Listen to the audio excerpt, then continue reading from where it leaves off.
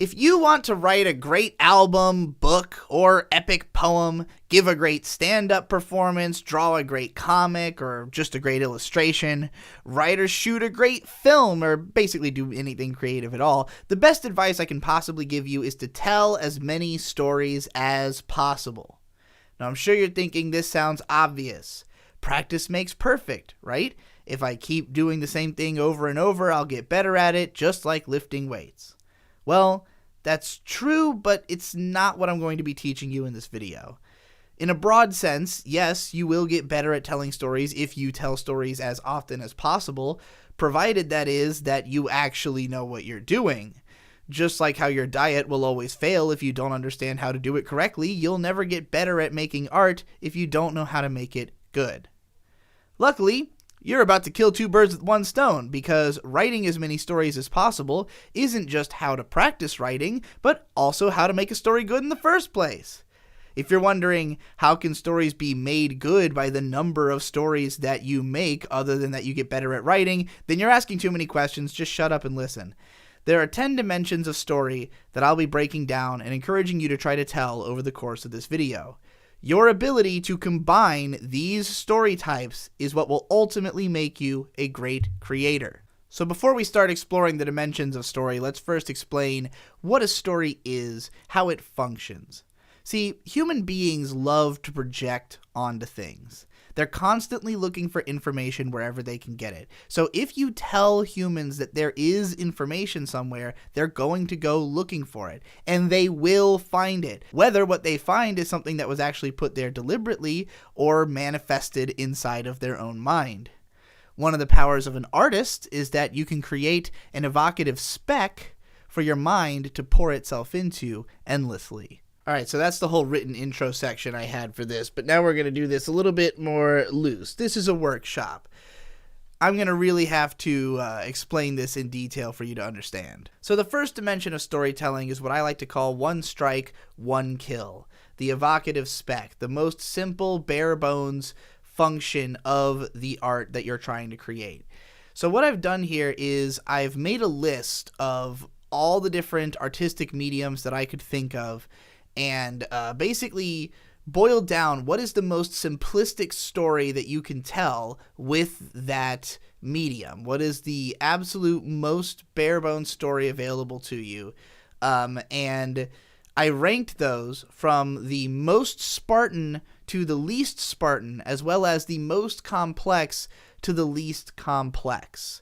So what I mean by Spartan is how perfect you have to be in order for you to have a successful piece at the end of the day.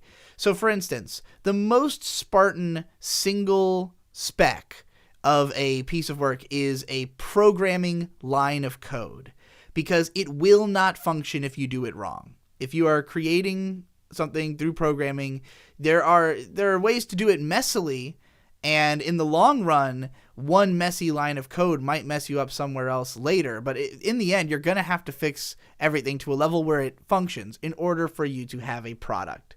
So that is very Spartan. Meanwhile, the least Spartan would be something like sound design, because you can basically manipulate any conceivable sound to be used in sound design. The possibilities are so endless and so forgiving for a lot of what you're going to be doing that you can basically fuck around a whole lot. Granted, obviously, if it's going to be good sound design, then it will require you to have put more effort into making sure that you made great choices of what sounds you chose. But, just making it exist in the first place is as simple as making noises. So to start with, I'm going to talk about the lowest complexity stories that can be told. So in the world of drawing or painting or even typography, you can tell a story with a single line. And you might be thinking that most of the time a drawing is told by a whole bunch of lines working together. But oftentimes the way that each of those lines is drawn contributes to the narrative. If you have lines that are like, all of them are drawn in this certain warbly kind of way, and it gives the whole image a warbly sense, then that means you were telling a story in every single line that you drew. Sometimes adding only one line to a drawing tells the bulk of the story. It may be a story that's being told in more than that one line, but that one line carries far more weight than all of the other lines that are being used to uphold it. There's also some very Spartan forms of drawing, such as calligraphy, where you only get a few lines. Every single one of them has to be perfect in order for you to have something that's going to be considered good. Again, it doesn't have to be Spartan just to exist, so that's why I consider drawing, painting, and typography to be relatively low on the Spartan scale, but there are forms of the artwork that expect you to draw perfect lines or perfect brushstrokes. By the way, there's a link in the description to a document that will have all the most to least Spartan lists and the complexity rankings. Might be helpful to follow along with me using that. In sculpture, every single chisel that you make is extremely important. This is another of the most Spartan fields in this category. Like, you have to tell a story with every chisel, because if you tell the wrong story, then it's going to be the story of how you messed up this fucking thing. You have to be extremely focused and know exactly what you're trying to do every time you make a correction. Also, a fairly Spartan medium would be 3D or 2D graphics. In 2D, it would be every pixel really counts. 1 pixel is the difference between a character who's skinny and a character who's fat in an 8-bit game. In 3D graphics, it would be every individual polygon, which, again, you have to place them all correctly in order for this to work. In performing arts, this would be gestures or words. So every single movement that you make, there are, of course, plenty of stories where one movement is an iconic storytelling moment, or in something like stand-up comedy where you can have a joke that is one word if it's the word placed at just the right moment in the overall presentation, Poetry, which also I would break down to the word-by-word level, because poetry really rides on maintaining an aesthetic and maintaining an idea across every single word of what you're doing, and trying to, weed out anything that's really unnecessary or that doesn't contribute to that point. So I would say both of those are fairly Spartan. They don't have to be Spartan to exist, but to do it well, you do have to really account for every single little gesture and word that you're doing in those categories. So, performing arts also would include like acting, anything that uses your body to perform, essentially. Game design, this is where we start getting into very high effort, high concept, high complexity single parts, because game design is not it's not one form of art. It's a whole bunch of interlocking forms of art. However, in the context of designing a game as a whole, I would say that the evocative spec is any action on the part of the player. Whatever, you sort of, when you build a game to have functionality, it has to mean that there, if you press forward, your character goes, or if you press A, your character jumps, just those basic concepts.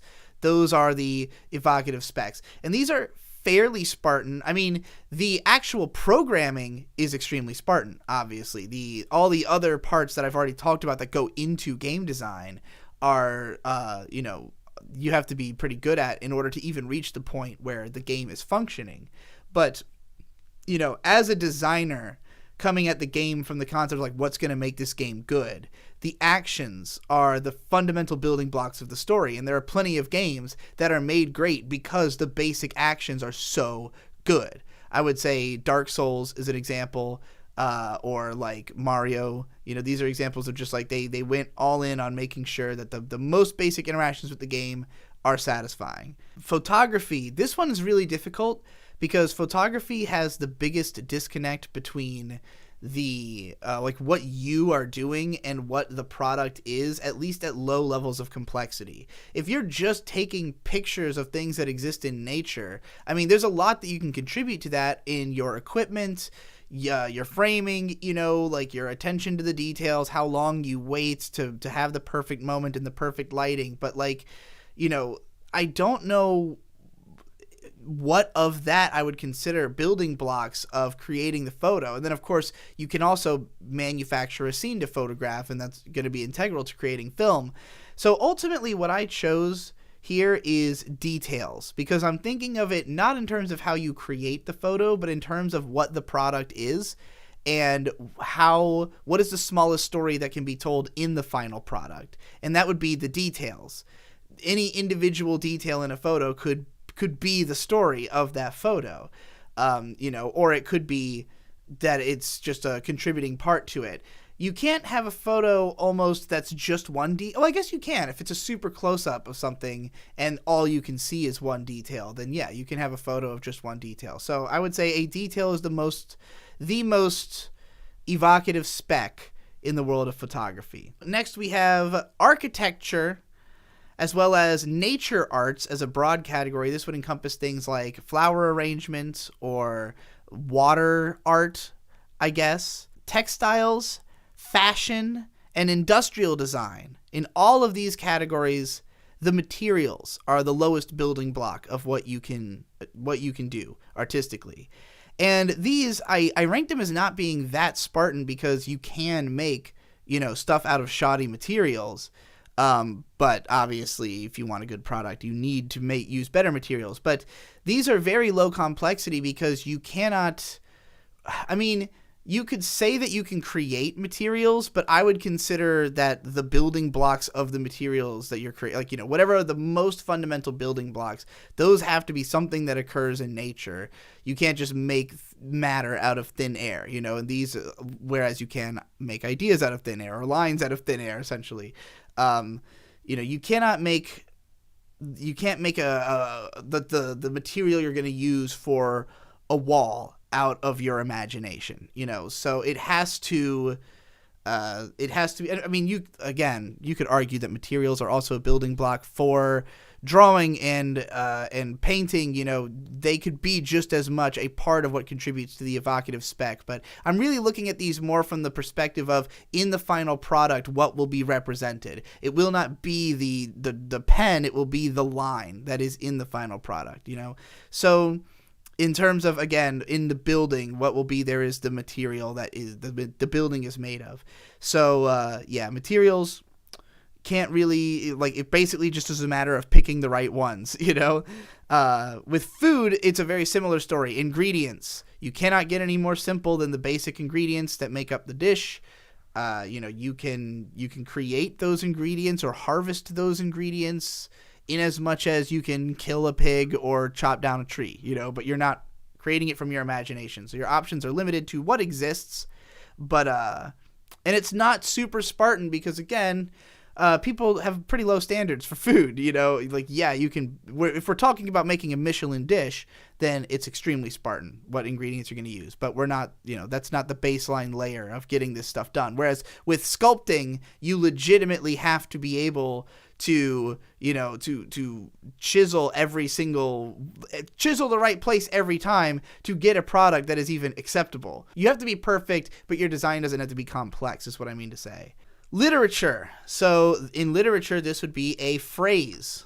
So again, this is more complex than poetry, where every single word matters. I think that in literature, every word contributes to the piece, but basically anything that requires more words to fill out the idea than just the most aesthetically chosen words, if the point of a poem is that you can leave behind some of the more literal explanation of what you mean and go more into the esoteric and evocative.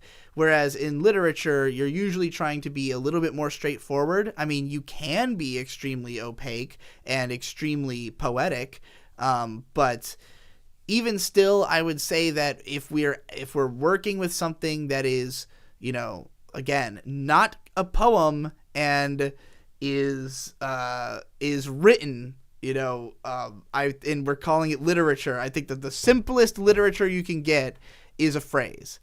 And this could be an aphorism, something that is, trying to boil down some truth into a very simple explanation like mine. Romance is finding a billion ways to say the same thing. That is an aphorism. It's trying to tell a story. There's a lot of meaning packed into it.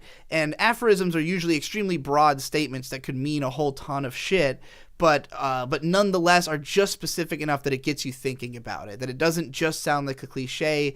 It causes you to think. That would be a good aphorism, a good phrase, as a piece of work. Think about a line like, they were the best of times, they were the worst of times. That's a story in and of itself. So if you've been confused up to now by like what I mean by telling a story in these very simple terms, like this is the easiest way to explain it is through aphorisms that, the famous Ernest Hemingway 6-word story, for sale, baby shoes never worn. 6 words tells a whole story. The impact is there. Where I'm going to be going with this as we get into the other dimensions is, if you're building a sentence or that's, got more than one phrase in it, or you're building a paragraph that has tons of sentences or phrases in it, then ideally each and every one of those will be a killer phrase. It will be a story. It will be a story in and of itself. If those phrases don't tell stories in and of themselves, then the sentence or the paragraph will feel weaker. It will feel like it only has minor contributions to the story, as opposed to being a story that was already entertaining in and of itself. And, when I say a story, I don't mean it has to be a story that has a conclusion or that it has an arc. Again, the for sale baby shoes never worn, I mean, it has an implied arc and story in it, but, even just something that's like a truism, it's the fact that it causes you to, imagine beyond the sentence, to think about the implications of the sentence. So, for instance, in my story, there's one sentence where it's just, there is a naked girl by the fountain. That's part of an ongoing story, but just as a sentence in and of itself, that already is a story, So it contributes to the whole of the story, even though it is its own story. In music, a phrase is something very similar. So we talked about sound design, and music falls into sound design in a sense, in that you can really customize every single sound of the experience. And you could argue that, one note can be a phrase, can be an evocative spec. But I think that in a lot of music, I would consider it more like a lick or just a small component piece, a musical phrase, literally, maybe even a bar. Like, that is more of the building block. Like, as a rapper, individual words are very important, but ultimately it's the construction of the bar as a whole that is like your basic building block is, you can have bars that are comprised of smaller kind of stories through the word choices, but again, phrases, this is what I really want to use for this whole category, is that these are phrases. So, any individual musical phrase is comparable to a literary phrase. And, has just as much of a low barrier for entry, because both of them, it's unbelievably easy to create good sounding literary and musical phrases. So I consider them not Spartan at all. But they can also reach the absolute heights and be the best things about, a piece of literature or music. In light, art with lights, this would be an independent light. One light is the simplest form of light art you can get. I guess that kind of falls under materials, but in film, a shot is the most basic building block because it's comprised of a bunch of other work. There's a photographer, there's the lighting setup, there's actors, there's the design of whatever is being shot. At its most basic, directing can be just photography. Filmmaking can be just photography. But, no matter what, it is comprised of other subjects. So it is inherently high complexity, even though one shot is the most basic, building block of a film. And in comics, that would be one panel. Any one panel, again, it is comprised of a drawing But, there need to be multiple panels for there to be a comic. So therefore, a panel is the most simple piece of a comic. The second dimension of storytelling is the paragraph. This is inherently going to be comprised of phrases. So this is, your next step. So within a paragraph, you have the opportunity to tell either one story using all of the phrases inside of that paragraph, or you could tell a story comprised of smaller stories of phrases. So an ideal paragraph, something like the opening paragraph of Lolita, where every single phrase is like an interesting, riveting, way of putting something that makes it feel like a story in every sentence.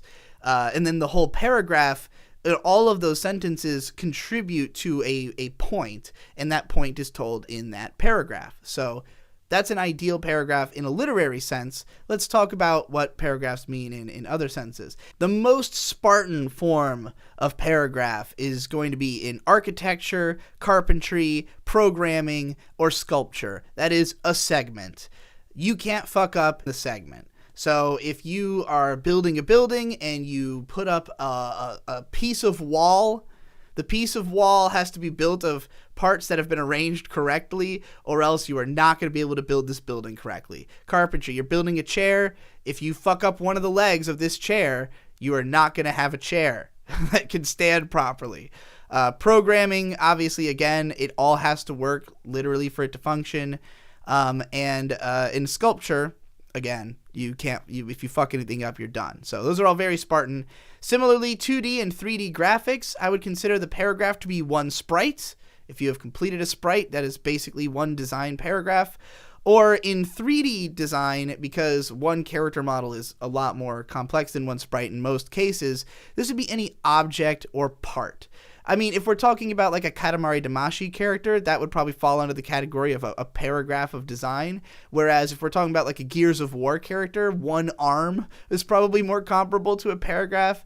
If we're talking about like 3D objects in the game, just any one object is basically, or part of a larger structure would also be a paragraph. So similar to a segment, obviously there is architecture inside of games, so that is basically the same category. In typography, this would be one letter, one complete letter, which is fairly Spartan. That's like the most basic foundational building block, is getting all your letters right if you're trying to write a typeface. In lights, this would be your arrangement of lights.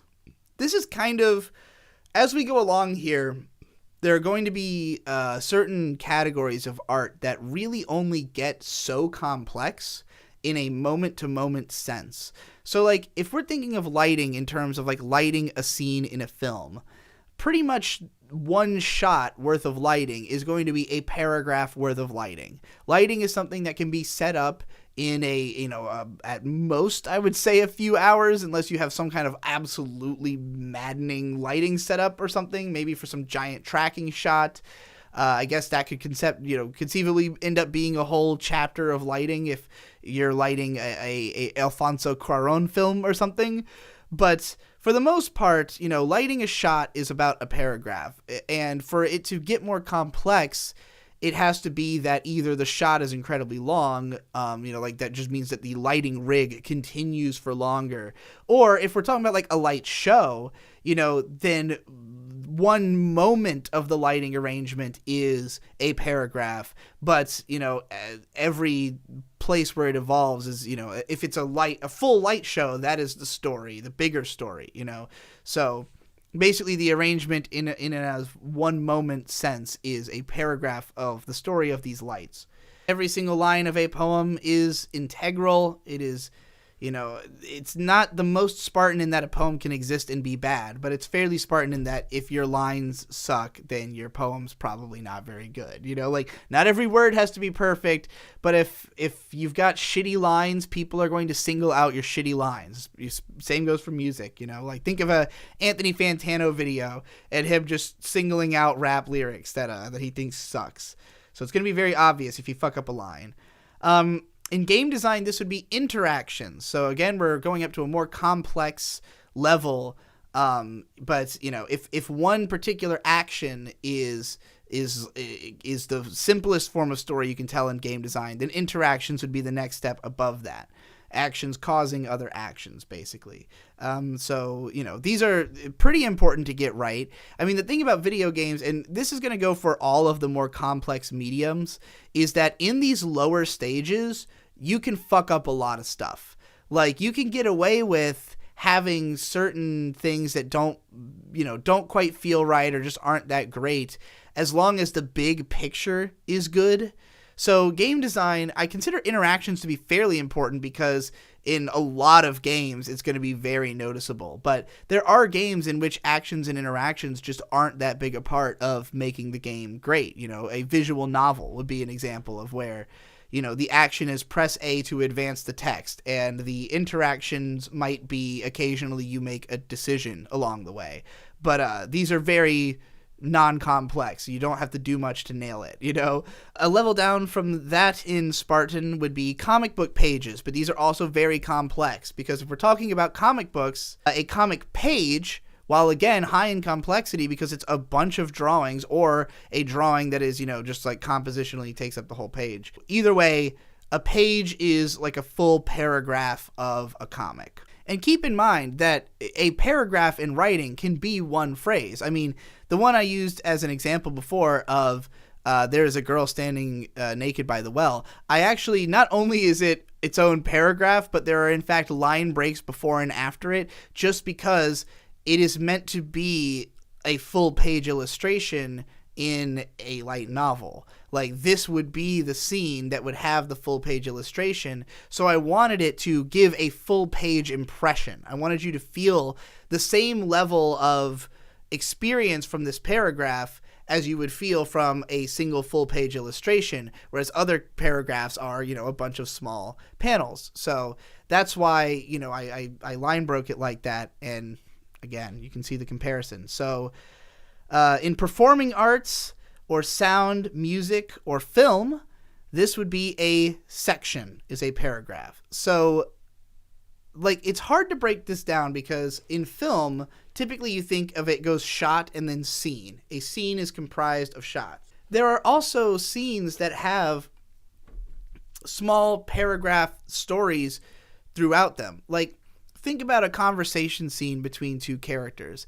Let's say that each line of dialogue has a different shot, right? So in a film sense, you're going from one shot of a character saying this sentence to another shot of another character saying this sentence, and you go back and forth as they continue to talk about this one subject, and then they change subject. And now you change the cinematography to film them from different angles, but we're still in this same conversation.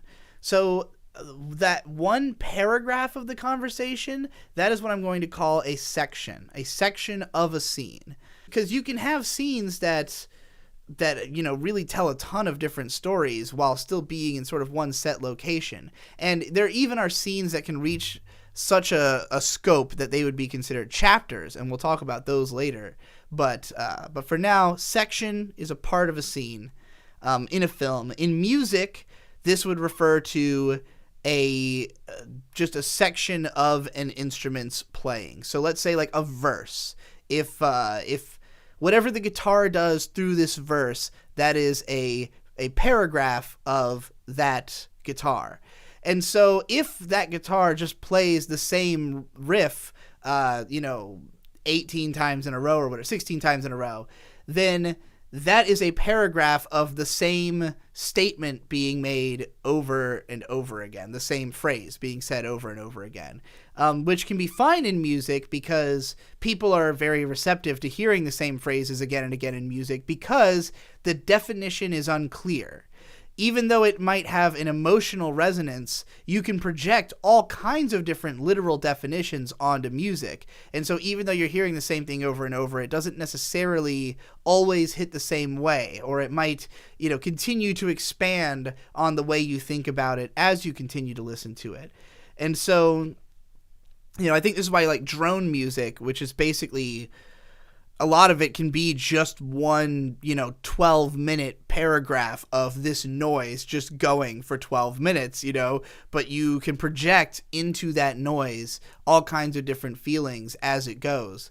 And, or just get lost in its mood, so to speak. So, again, you can have much more repetitive or simplistic paragraphs in music. And in performing arts, this would be, let's say in comedy, this would be like one joke, like one maybe minute-long joke. I mean, paragraphs can be any length. In sound design, this pretty much is just a section, because sound is probably going to be either music or film related, or if you're just creating a soundscape in and of itself, it would follow a lot of the same rules as any media that is experienced in real time. Basically is going to have a lot of the same kind of ways that you divide the experience. A paragraph in a drawing, a painting, a photograph, any piece of nature art or industrial design or textile design or fashion is going to be a single object or part. So in fashion, this is going to be the shirt or the tassel or the, paragraphs can be long or short. Again, textile, it will be the one piece. If you're making a quilt, it'll be one section of the quilt, it'll be one pillowcase, I guess, and so on and so forth. I don't think I have to explain this too much. In a drawing, though, this is where we get up to the part level. So in the same way that with architecture, I said that, or sculpture, I said that like a segment was a paragraph. In drawing, that would be either like one small, if I drew an apple, an apple could be a sentence or a paragraph, really, depending on how complex I want it to be. But, if I'm just drawing one object, or like, let's say just a character's arm, again, the fact that it's comprised of so many different lines makes it a paragraph of the phrases that have gone into it. So yeah, I would say that drawing and painting, any part would be a paragraph. In food, this would be the mixture and application of the stuff that you make. So let's say you've got all your phrases, how do you combine these phrases? That is your paragraphs. So if you have to mix 5 things in a bowl for this part of the recipe, that's one paragraph. If you have to cook it, that would be an interaction. That also is basically, telling a story in a bunch of repetitive phrases of it got hotter, it got hotter, it got hotter until it reached this temperature, That's the paragraph. So these are very low Spartan. In a sense, you can only do one thing for certain things. Like, if it's cooking a meat, you have to get it to a certain temperature. You maybe have some allowances with certain meats, but, there's usually fairly strict rules about what you can do here. And even if you fuck them up or you experiment heavily, there's a lot of variation in what can be good. It's, cooking can be easy to fuck up if you totally don't know what you're doing.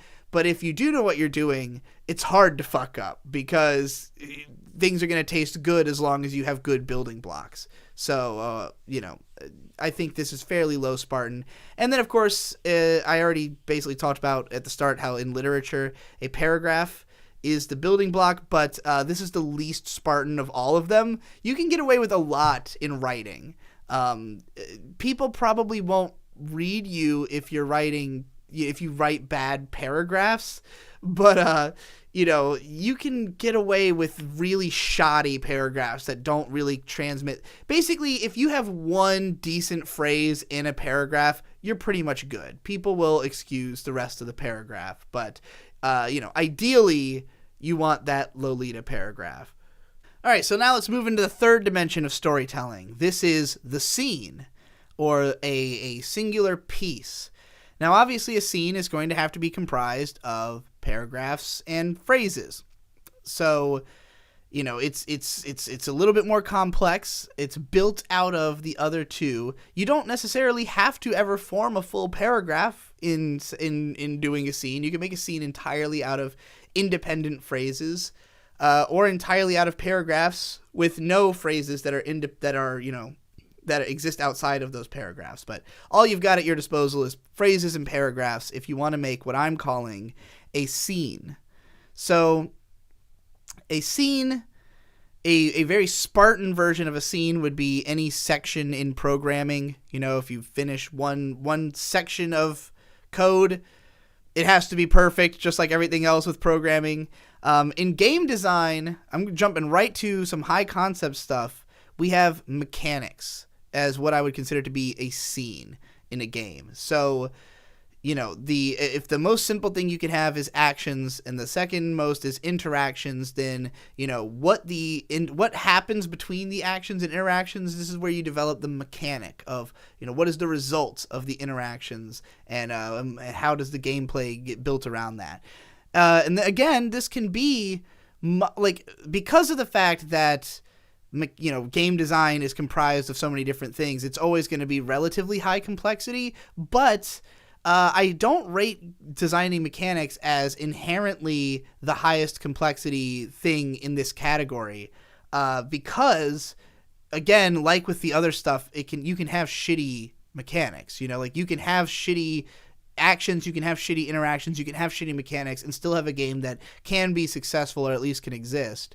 With food, the scene is the food. The chicken breast on your plate, the side of green beans is another scene, the other side is another scene. You can swirl your scenes together on your plate, but if it's presented, it's, you know, this is act 1, act 2, act 3, these are the scenes of this dish, you know.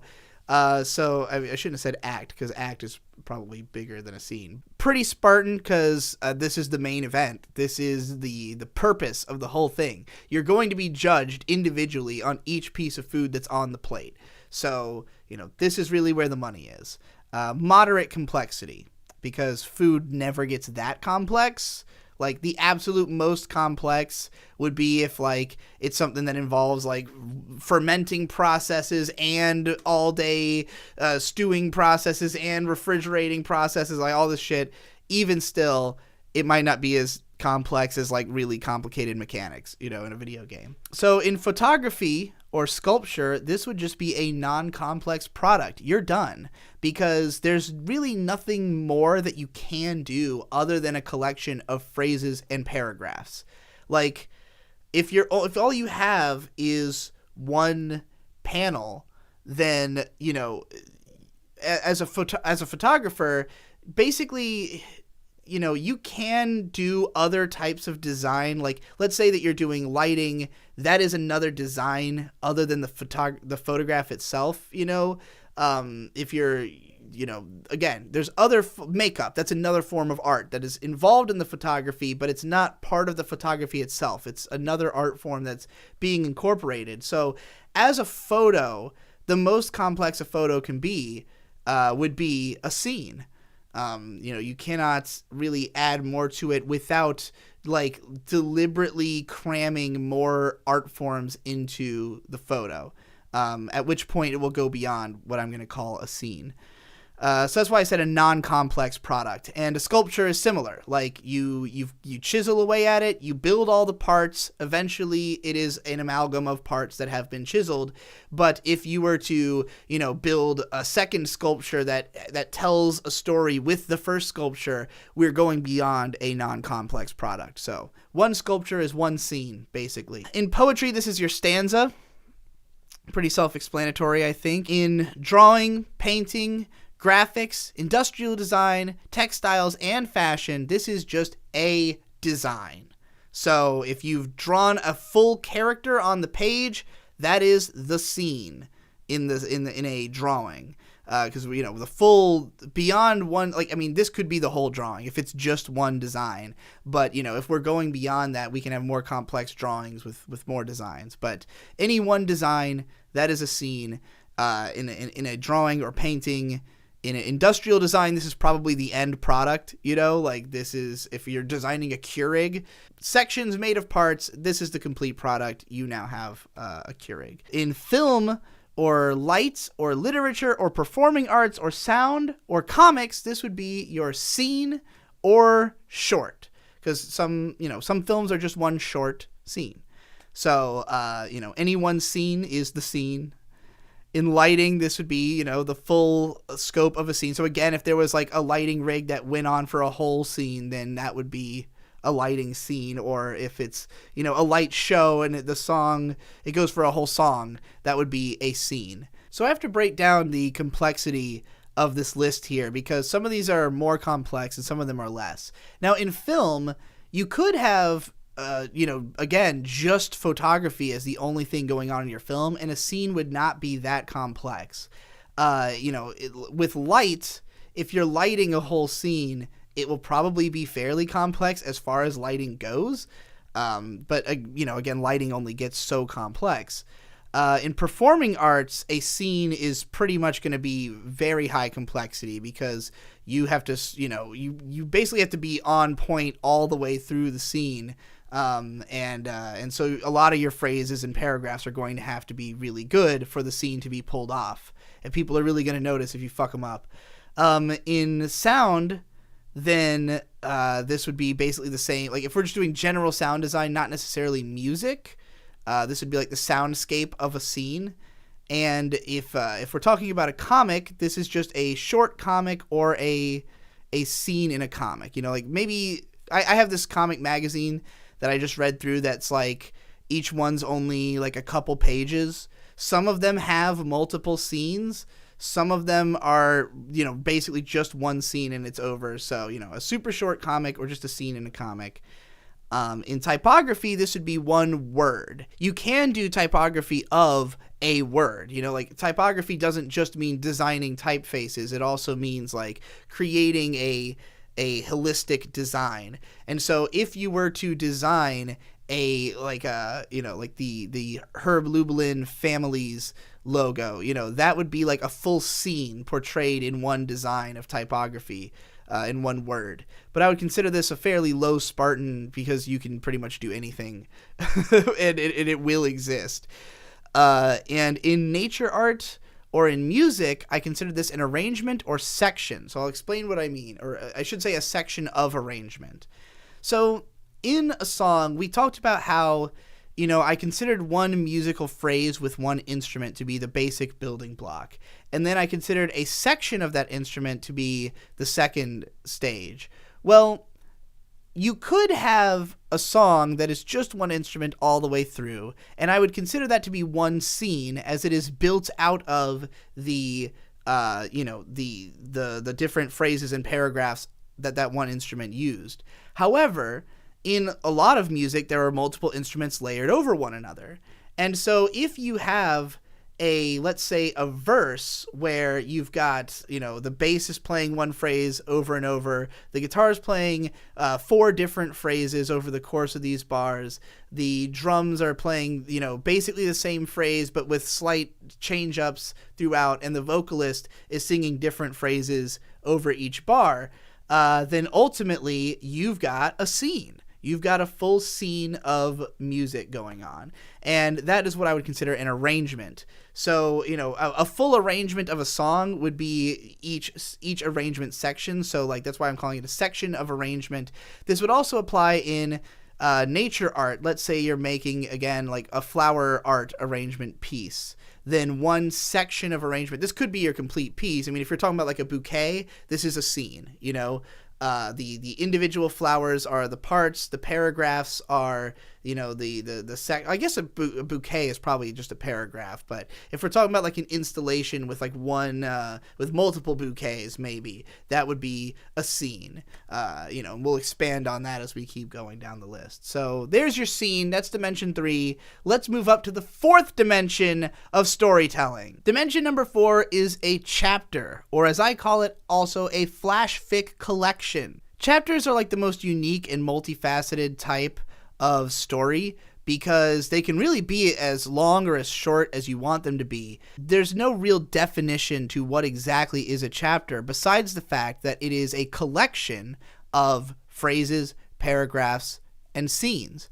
A chapter could conceivably be just one phrase if that phrase was carried the same weight as other chapters in the story, or even deliberately didn't. I mean, it could just be that, that you give that weight to something as a joke, but that makes it, that is what gives it the enormity, is just the fact that you called it a chapter makes it, makes it funny that it's being compared to what is typically thought of as a collection of a bunch of these things, these things as in these phrases. But, generally, if we're thinking about storytelling chapters, it's most easy to think of them as these collections. And when I was writing book 2 of my light novel, it was really the distinction between scenes and chapters that caused me to think about this whole concept, because there are certain chapters in my story that are just one scene. For instance, in book 2, chapter 3 is just a scene of Aether and Akira in a like fourth dimensional space rift or whatever, just having this moment. And this scene is very important to the story, and I packed a ton of phrases into like I tried to be very Spartan with the phrasing because it's a short scene and I wanted all of it to be meaningful. But there is no other scene. There's nothing outside. There's no phrases that don't take place in that scene. There's no paragraphs that don't take place in that scene. Whereas the chapter where they go to the southern capital is massive. It has several scenes that are delineated by, I put these like 3 asterisks in between scenes in the book. At the very start, as they're heading towards the capital, the scene is that the main character is going to the capital. But a lot of the paragraphs and phrases within that scene don't really have to do with the scene itself. It's just separate information that maybe tangentially relates back to the scene. But there's also explanations of like what led up to the scene, just all these other things that the only reason that they all can exist in this story is that they are under the umbrella of this greater chapter. All of these things, while not relevant to the scene that they are supposedly in, are relevant to the story as a whole. So the reality is that it's not actually a scene with a bunch of non-scene, stuff that's not related to the scene in it. What it actually is just a section of phrases and paragraphs, each of which is telling their own story, that are just that all have to do with the chapter. But the fact that at the start of it we mentioned that we're going into the city, and then at the end of it we are going into the city, this doesn't make this a scene. It means that there is a micro arc in the middle of this collection, that in this section of chapter there is a continuity, but not everything within that section is relevant to each other. And that's why it can't be a chapter by itself. It's incomplete as just a collection of these short stories. But once you add in the other short stories and the other scenes that take place in the Southern Capital, eventually we reach a point where like you can see how all of this was relevant to each other, and that's the end of the chapter. So ideally, everything that happened in that chapter will have created an overall story and feeling, even if it wasn't all collected into scenes, and of course scenes again are collections of other pieces. But if you interrupt a scene, if you're doing 2 scenes at once, then it becomes something more complex, and we'll get to that when we start talking about levels 5 and 6 on this scale. Obviously, the equivalent of a chapter in film would be a episode of a TV show. Would be a perfect example of a chapter, again, comprised of scenes and short moments, paragraphs, all that kind of stuff. One of the biggest problems that I have with HBO shows is that they're always comprised of exclusively scenes. They think of it in terms of we have this scene, and those scenes, again, they can be comprised of the smaller ideas, but they never try to just have a phrase or just a paragraph in there, whereas anime does that a lot. Anime will interrupt a scene with unrelated phrases, with things that set the mood. It will have parts that are just collections of paragraphs and scenes, or paragraphs and lines. A 4 coma, for instance, is basically a collection of paragraphs where there might be scenes, but there sometimes aren't. And it will go between them, and especially in anime adaptations of them, the episode might have a part that's just a bunch of 4 coma gags, and then a part that's a bunch of those comprising a scene. Look at Gochiusa for a good example of a show that will bounce between those. In performing arts, this would also be like a chapter, but in a film chapter is something different because films usually fixate more on scenes, and you could say that a chapter is like an act in a film. I think that would be a fair way to look at it, but I think that something closer to the way that literature uses chapters would be the way Quentin Tarantino uses chapters, where his films are divided into big segments. And the one that comes to mind the most is in Inglourious Bastards, the super long scene of the characters at the table in the bar, where everything's set in this bar. There's an obvious through line. The same characters are involved. The same story is being told this whole time.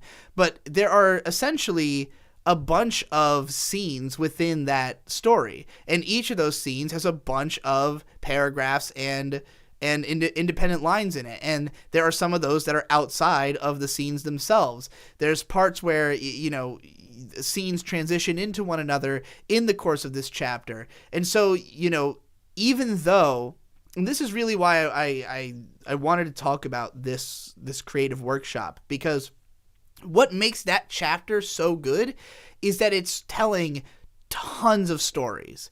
And so you can look at it, if you look at it as a scene, it's way too long of a scene, right? Like people will say that movie has these super long scenes, but they're not scenes. They're chapters. They're comprised of scenes, and that's why they're engaging. That's why, even though people, think like, wow, I can't believe that it was exciting the whole way through. And it's because Tarantino tells a ton of stories within one of those chapters. So, that's what makes his stories good. Even still, though, literature, film, performing arts, light, sound, any of these, I don't think they have to be that Spartan to achieve a scene.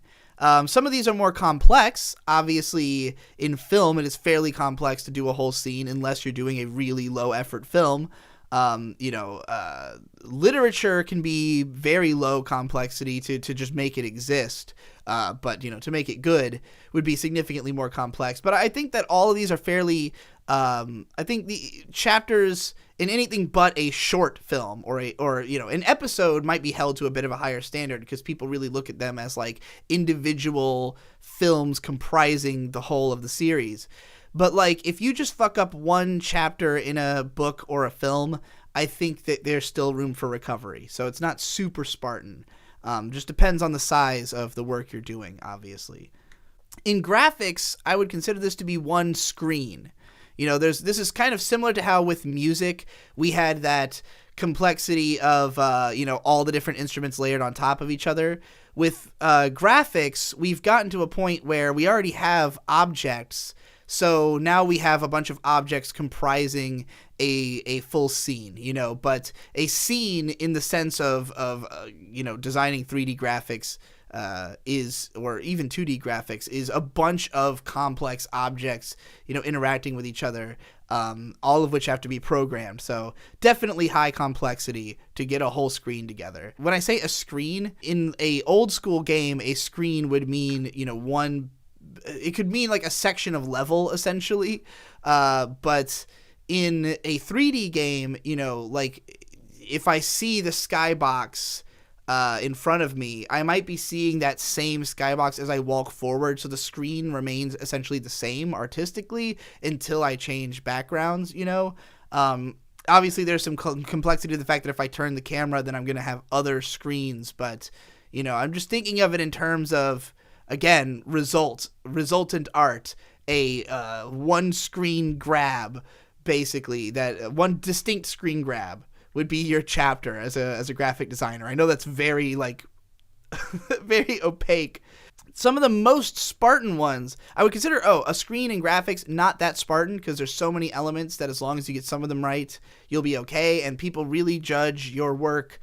I mean, if you're the graphic artist, I guess it would have to be somewhat Spartan because you're trying to get work again, but people aren't usually going to judge the game based on the graphics. They might just judge your graphics poorly, but, It's an interesting spot to be in as a graphic artist, where you're just like one part of a big. I guess, I mean, if you're doing it by yourself, I should have separated this into 2D and 3D graphics, because they're definitely different complexities. Anyway, the most Spartan would be architecture, carpentry, programming, and industrial design, where this is your structure. This is it. If you've got a chapter, you've got a building. You've got a chair, a couch, a bench. You've got something functional in code. You've got if it's industrial design, you've got, like, let's say a truck. This is your structure. This is your chapter. You are probably done, but there might be more you can do if you want to go crazy as we go into the bigger arcs. In drawing, painting, photography, sculpture, nature, art, music, and poetry, this is a piece or panel. So in drawing or painting, a chapter is usually a complete panel, a complete piece. You've got all the, it's done. It's a full chapter of objects and details and lines, all interacting. Photography, this is, there has to be a little bit more complexity to it than what we saw previously. Maybe if there are elements of other art being collected here, then it would be a chapter. If you're doing sculpture, once again, this would have to be like a piece that has like multiple parts to it. Something that combines a bunch of objects, I guess. In nature art, this would be like a full display of, again, just think of it like the same way I described a chapter. In music, this is a song, just straight up. A song is a chapter of music. Granted, a song can be longer than a chapter. A song can go and tell a bigger story. It can have multiple chapters and pieces. There are, like say a Mars Volta song where they literally have, or like a Rush song has actual chapters listed, of like a 20-minute track, and you can very much distinctly tell when the chapters are going into each other. So, songs can have more than just one chapter, but most typical songs are about a chapter long. They're comprised of scenes and phrases and all that good stuff. In textiles or fashion, this is your outfit. Or if you're making a quilt, this would be a complete quilt. So, one full piece, once again, is a chapter. In food, this is your plate. One plate where the food, you got all the different pieces on there. That's a chapter of food.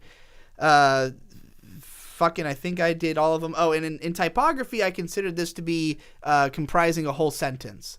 So if your typeface looks good, all the, like, if it can continue, because you can make like just a letter as an art piece in typography. You can make a word, you can make a sentence, and like the ability of a typeface to be able to look good in those levels would be like getting up to these different levels as a typeface designer. Now things are going to get a little bit different, because so far we've basically been talking about bigger and bigger stories to some extent.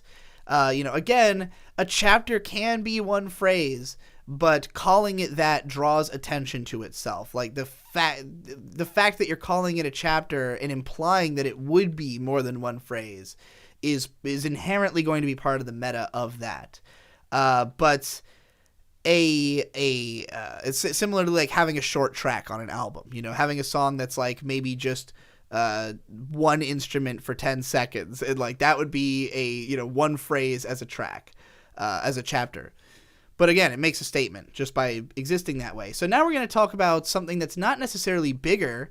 In fact, it's probably smaller than a chapter, but it can go beyond the boundaries of a chapter. This is where we're going to start talking about arcs. Because arcs are basically kind of like scenes or paragraphs in that they comprise multiple phrases or multiple paragraphs or multiple scenes. They can be bigger, although if this is a micro arc, then inherently it's a small arc. There's not much of it. When I think of my nickname for micro arcs is Chekhov's dick.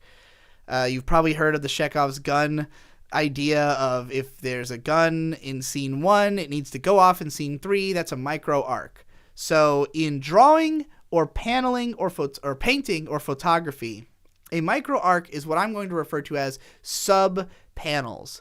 So when I think of a panel, I think of like 1, complete story. And if there are multiple stories being told in your picture, then that means like multiple points of fixation. Like the story is beyond just the central object, the central focus of being like just one singular drawing.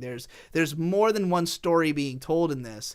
So this would mean that your picture is now being broken up into arcs. If you have, say, something in one corner that and something in another corner of a large picture, let's say, that connect to each other, but not to anything else necessarily, I mean, or they're part of the whole, but like they're not, not everything is part of the same arc. That might be a micro arc. I feel like in drawing, painting, or photography, you'd have to be fairly Spartan about these because of the fact that it's going to be obvious what you're doing. Every part of your drawing has to be just as good as every other part. So if you start throwing in little weird shit, it's gonna you gotta do it well. In graphics, I would consider this to be a sequence. A micro arc is a sequence. So let's say that your character's jump animation, that would be a sequence. The slash in a 3D game, when the whole sequence of your animation, basically that. In film or light or literature or performing arts or sound or music or poetry, this would just be minor continuity. Anything that comes up again, this is a micro arc. In architecture, carpentry, food, nature art, sculpture, industrial design, fashion, textiles, typography, and game design, this would be either minor conceptual continuity, similar to before, or accessory design. So let's say that you've designed a building, and you have just a bare bones building. Well, if you start adding little details onto it in places that, like let's say you put the same curtains on all of the windows, that would be a micro arc. You're creating some kind of consistent narrative in the background going on of this overall structure. Same goes for just like adding any kind of minor details to any of these things that otherwise are just basically singular structures. Next, we have minor arcs. So we already had micro arcs. These are minor arcs or B-plots. These are the same thing as micro arcs, but bigger and therefore more important. They're going to draw a lot more attention to themselves. In film or light or literature or performance art or sound or music or poetry, you have to be very Spartan. This is major scene or sequence continuity. This is going to be noticed. This is going to be fixated on. It will be considered one of the main points of whatever you're doing is if you have a major or minor arc going throughout a film or story or whatever, that's what people are fixating on. That's what they're getting emotionally invested in is these ongoing arcs. So, you got to be careful about those. In graphics, this would be a scene, a whole scene. And by scene, I could mean like a string of animations. Like if we're talking about like a Devil May Cry 4 beatdown, in graphical terms, this would be all the animation of an entire combo, But if we're talking about like a cutscene, it's a cutscene. So, any kind of scene. In architecture, carpentry, typography, food, nature art, sculpture, industrial designs, textiles, fashion, and game design, this would be, again, accessory design and major conceptual continuity. This stuff doesn't matter as much in these fields because the basic structure is most of the battle, In any of these cases, you are now adding flourish. You are now just trying to make it into a better piece of art, but it can exist without this stuff. And in drawing, painting, or photography, this would be, again, sub-panel sequences and sub-stories. So if you have a picture with more than one story going on in it, and there are connecting pieces throughout the photo, this is not as easy to do in like a photo or drawing. Like I'm thinking like a Where's Waldo drawing, where like there's a bunch of maybe minor arcs going on because there's so much going on in the picture. But, this is not normally what you think of when you think drawing or painting. And then moving on to Dimension 7, we have regular story arcs. And now this is kind of where we are balancing out again. Because A regular story arc is going to be basically comprised of all the parts up to this point. And it's not that it has to have micro arcs or mini arcs. It doesn't have to have B-plots. It can just be one story all the way through a volume. But this is kind of like where we reach what for a lot of these will be considered a stopping point, where you have the overarching story of one volume. So let's say in a light novel, you've got each chapter tells its own little story, but ultimately in the background there is some villain that you're trying to conquer, and the major arc, the regular story arc of you getting to that villain and conquering him, that is the volume. In film, it's a film. The movie itself, if you've got a non-short film, a film that's not just one scene, you could conceivably have a film that's 30 minutes long and has a full volume of content if it's very dense. But, a standard film would be a regular story arc, a volume, in light. At this point, pretty much when I talk about light as a form of media, it's always going to fall in the same realm as film, because these are things that you have to experience moment to moment. They are experienced in real time by the audience. In literature, this is a book, a singular work. In the performing arts, this would be your whole DVD or whatever. Again, it could be a movie, whatever you're doing, one singular work. In music, this is an album, collection of chapters, telling a complete story, hopefully. In poetry, this would actually be a long poem, because poetry usually doesn't reach this length. Usually poetry is going to be about as long as a chapter. So if you've got a poetry that's the length of a volume that is a collection of chapters, it's probably a fairly long poem, or extremely dense. If we're talking about drawing or painting or photography, this is where we reach the level of complex layouts. If you're making a whole chapter, there has to be a lot going on. If you're taking a photograph, for instance, like there would have to be some kind of architectural design or some kind of, trick of the editing or something you're doing to make this complex enough to have an entire story arc. Or it could just be sheer scale. If we're talking about like the Sistine Chapel, there's a story arc in there as a painting, If we're talking about typography, then I would say this is pretty much typography kind of tops out after a certain point. But if you have a typeface that is readable as paragraphs, then you have a good regular story arc as a type designer, I think. I think that's about as far as we could get with that metaphor. In programming, you've got a basic program. If you've completed a program, that's extremely Spartan.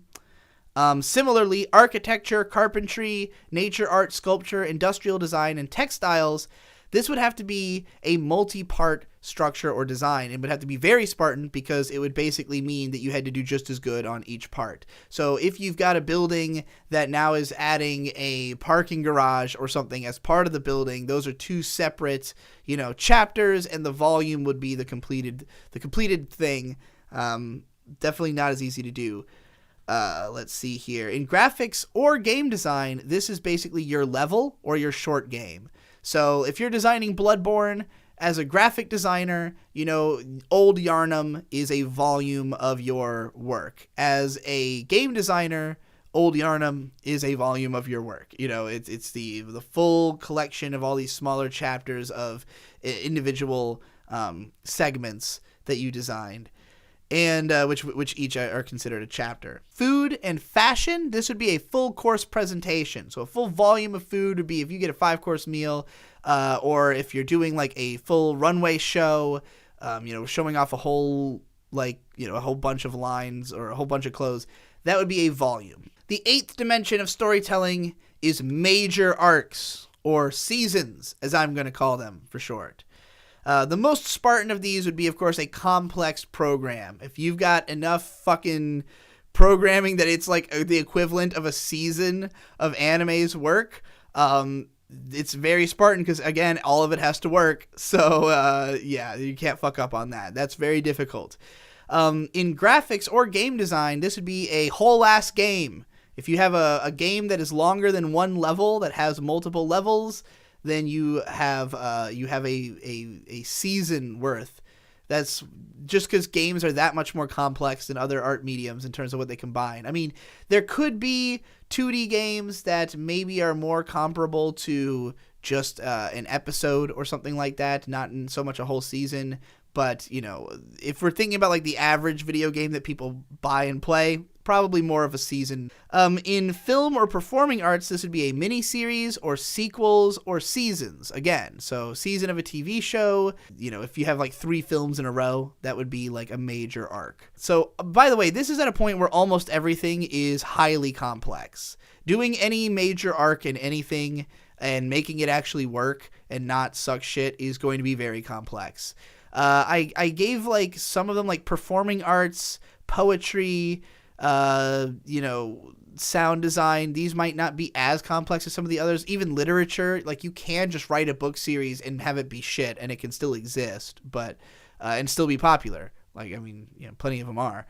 But yeah, so I'd say that's probably like one of the less complex, less Spartan ones would be literature. But you know, in lit or music or poetry, it would be a multi-volume story. So like the Coheed and Cambria 5-album narrative, that would be a major arc.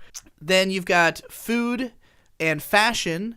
I would put these as a menu or a line. So if you're designing a whole menu for a restaurant, that is a major arc. You know, if you have a breakfast and lunch menu separately, those could each be major arcs, but any one menu is a major arc. And if you are designing a line for fashion, then that would be, I mean, I guess actually designing the line, yeah, the designer would be doing it, and then the textiles person would also, you know, if they were designing a whole line of clothes, that would be them too, or if they were doing just a line of any kind of, you know, any kind of related textiles. I mean, as I say in the next section, in architecture, carpentry, nature art, sculpture, industrial design, textiles, this would be continuity between structures / installments / extreme detail. So when we talked about a regular story arc, and I talked about how like if you had a building and a parking garage, that would be like a story arc, right? But like the more you add on to that, it's still like a volume. You know, it's just more chapters. It's just that building a chapter onto a piece of architecture is a lot of work. But if we reach the point where we're going to consider it to be a major arc, where it's expanded beyond the level of a singular installment, that would have to mean that you have multiple complex buildings that are also based on the same thing. So, you know, there are, let's say, a plaza where like, or a park, like where everything is related, all of it is part of one thing. That would be a major arc. Or if you just go into extreme detail. So in the world of architecture, carpentry, nature art, sculpture, industrial design, or textiles, you know, basically it's either going way big or just, you know, crazy detailed, would be trying to create a major arc. And then finally, we've got the biggest daddy of the first of the main dimensions, because there are 10 dimensions, but the last one is not necessarily about being big. But the biggest is the grand story arc, Dimension 9, a full series. In programming, this would be like designing an entire operating system. And that would be obviously highly complex and very Spartan. In film or the performing arts, this would be a long-running show or film series. You have to be pretty Spartan to accomplish this because, I mean, yes, you could be like the new storyteller and literally just like film action figures every day for the rest of your life, and it would be a grand story arc. But, you know, if anybody's going to pay attention to it at all, it's going to have to be pretty good. In literature, sound, music, or poetry, this would be an epic-length series. So just, you know, like Gwyn Saga, you know, 100 books, a comic obviously would, I forgot to put comics in some of these because I added it late. But like, you know, in comics, this would also be an epic length series. So like Berserk or something would probably be a grand story arc. One Piece is the best example of a grand story arc because of the fact that any one arc of it is a major arc. Like, you know, one in a comic, just like a book, one volume would be a regular story arc usually. You know, maybe it'd be a little bit longer than one volume for a lot of manga. For a comic, it would almost certainly be one volume. But a major arc, something like would be something like Skypiea, and then the grand story arc would be the entirety of One Piece. Literature, sound, music, and poetry, epic length series. In game design or graphics, this would be long games or game series. So if you're designing an 80-hour RPG, that could fall under the category potentially of grand story arc. There's a lot of different types of storytelling that go into a video game, long RPG especially. A lot of very disparate story arcs being told in the mechanics and story. Or a game series, obviously, would be a grand story arc. In food or in fashion, this would be designing an entire cuisine. If you have a whole style of cooking, that would be a grand story arc. Or a catalog of fashion. If you have multiple lines, if you've got a whole brand, that would be a grand story arc. In architecture, carpentry, nature art, sculpture, industrial design, and textiles, this would be continuity between structures and installments on a massive scale and super extreme detail. So in architecture, if you've designed the entire city, that might be a grand story arc. In carpentry, if you've built everything in your house, for every room.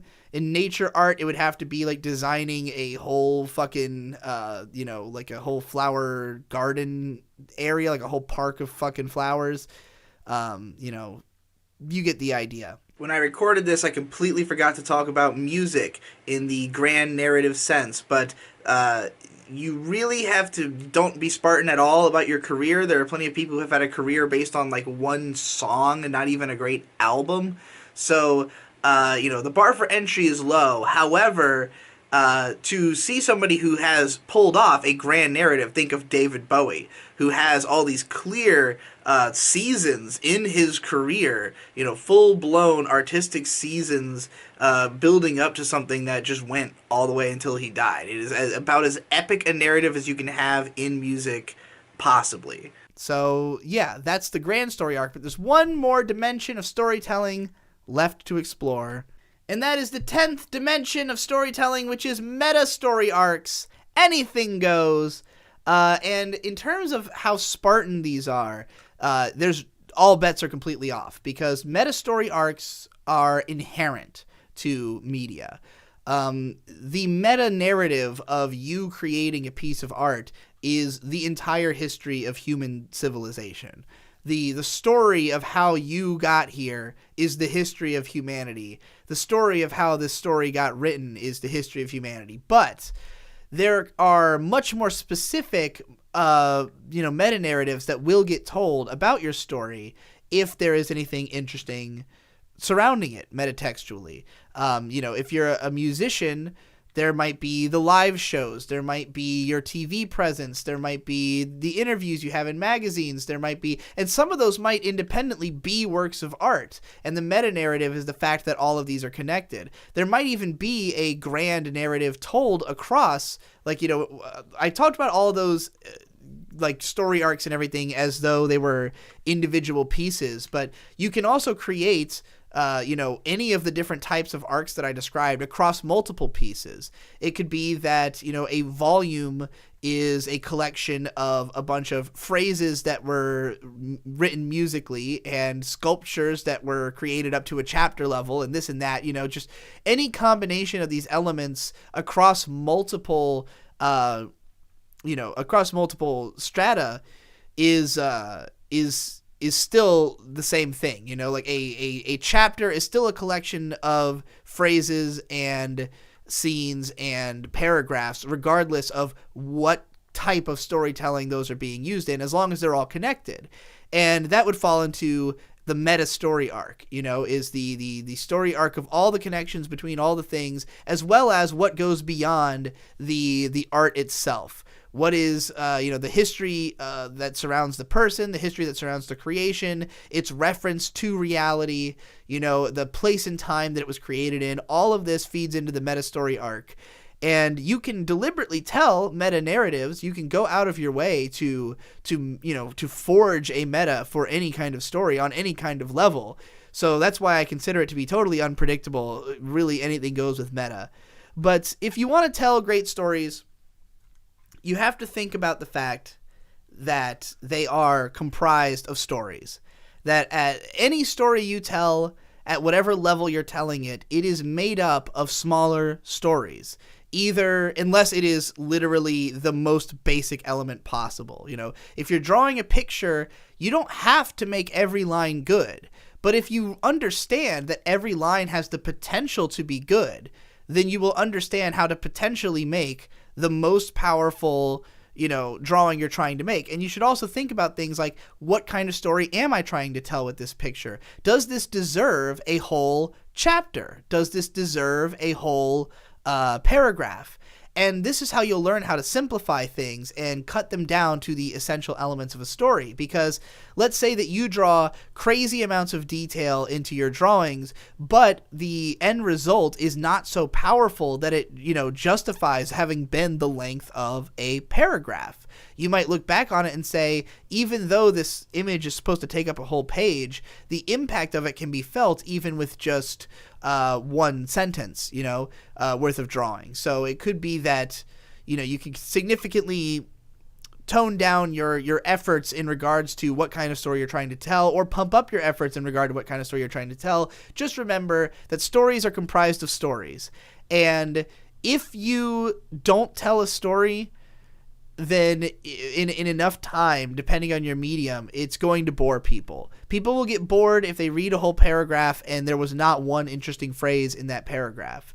They'll get interested. They'll lose interest if they read a whole scene and there's no interesting paragraphs or phrases in that scene, you know. But you can win people every once in a while if, you know, maybe none of the phrases individually are all that good, but the scene as a whole is really interesting. Well, then you still might have won, you know. But it's all a matter of like that balance of balancing these different types of stories and recognizing that the more stories you can tell inside the span of the story you're trying to tell, the more, you know, powerful that story will be. And granted, there are some stories that cannot be told with every single line being like really slaved over. Like sometimes there are stories that can only be told with, you know, 8,000 lines, and it might not be that complex of a story, but it's unique. It's unique enough to be worth telling. And I think that's always something that can separate a work, is that, you know, even if you write a paragraph that doesn't have any interesting phrases in it, as long as the paragraph is interesting, then you've still got a chance, you know. And how will a paragraph be interesting without having interesting phrases? Well, it will have to have some kind of unique story that it tells, you know. But again, it's only when you achieve story at some level that people will resonate. It's only when you have, you know, if you have one phrase in a song that's enough to captivate somebody, they might listen to that song just to hear that phrase over and over again. But if you have no phrases that captivate anybody, and your song also doesn't tell an interesting story, and your verses don't tell interesting stories, there's no story in the song, it's going to fail. And it's almost impossible to not tell a story, because people project story into things. But people will also be more likely to look for stories when they suspect it's there. And they'll suspect it's there more the more they trust you. The more they understand that you are somebody who is trying to put more stories into your work, the more they will look for those stories. And then you start figuring out that you can tell stories without even trying. That all you need to do is really to understand what people respond to, and to make stories that, you know, they don't have to necessarily be the most like logically determined to have an outcome stories. It could be that you understand how to make, again, an evocative spec, something that people will endlessly stare at and pour themselves into because of the way that you presented it. So, yeah, that's my creative workshop. Hopefully this is helpful to people, and that's it. See you later.